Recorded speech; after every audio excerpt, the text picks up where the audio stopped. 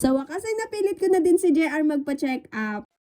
Kaninang umaga nga, sinamahan ako ni JR maglakad-lakad, tapos pag-uwi, nakatulog din kami ulit. Tanghali na kami nagising, kaya pagkakain, nagasikaso agad kami para lumabas. Nakaraan ko pa kasi siya niyayaya magpa-check up sa dentist dahil pabalik-balik yung sakit ng ngipin, sakit ng ulo at lagnat niya. Sobrang pasaway kasi nito ni JR, akalain mo ba naman pagsabayin yung vape, pati yung sigarilyo? At dahil nga nawala yung PhilHealth ID ko, niyaya ko siya na mag-asikaso sa may munisipyo. Nalito pa nga yung nag-a-assist sa amin kasi akala nila magpapa-update ako ng independent. Sabi ko, kukuha lang ako ng ID, kaya nagbigay na lang sila ng stub at pinapabalik na kami sa ibang araw para i-release yung ID. Pagtapos nga, sabi ko sa kanya, daan kami kay mama kasi malapit lang dito yon. Dito lang yung building nila sa may tapat ng Eastern Valley School sa may second floor. Dito nagtatrabaho si mama sa dental clinic ni Dr. Janine. Yung address nito ay Araceli RKJP Rizal Street, Galite, Rodriguez, Rizal. At buong akala ni JR dadaan na kami kay mama, pero sabi ko magpa-check up na siya. Super ganda dito sa clinic ni Doktora, mabait at magaling na dentista rin. Maraming specialty si Dr. Janine, kaya kung may problems ka, huwag ka na magdalawang isip na pumunta dito. Maraming service ang ina-offer dito. Merong general dentistry, orthodontics,